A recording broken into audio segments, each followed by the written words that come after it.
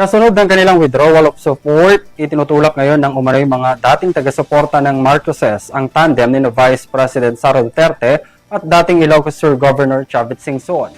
Anila, napili nila ang dalawa dahil sa kanilang track records. Narito po ang aking report.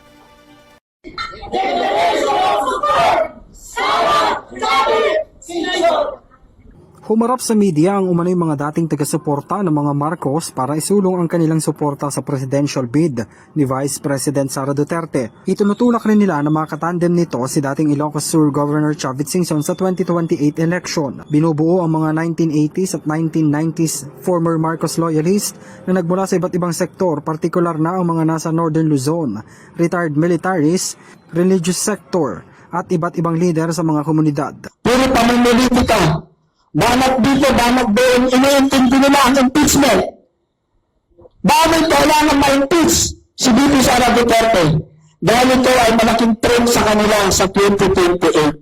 February 28 nang ianunsyo ni Duterte ang kanyang pagtakbo sa 2028 at kaagad na bumuo ang grupo ni Ferdinand de los Reyes na dating mga Marcos loyalists para ipahayag ang kanilang suporta sa kampanyang Duterte Singson. Kami makatawag ng mga binaligtad.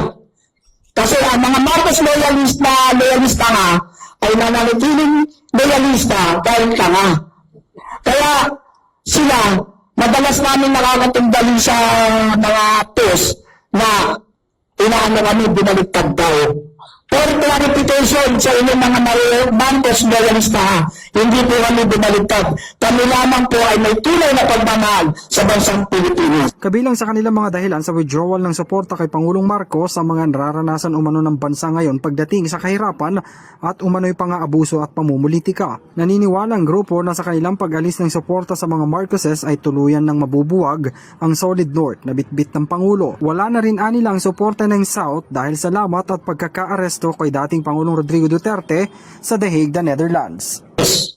Dahil po ngayon ang mga grupo ko, Solid North, ang hindi ko inaano yung Ilocandia, no? Ang North, pag sinabi ng North, Luzon. Pag sinabi natin na South, Mindanao, Central, Visayas. So tayo, ginawa natin ngayon, buong Norte, mula dito sa Region 4, B, A, B, hanggang doon sa Region 2, Region 1. Lahat yan, meron tayong mga leader dyan, kumikilos na. So, hindi nga nila masasabi na sila ay Solid North dahil ang meron tayo ngayon ay Duterte Solid North. Sa ngayon, wala pang pahayag si Singson at Duterte kaugnay sa isinusulong ng grupo at hindi pa raw nila nakakausap ang dalawa.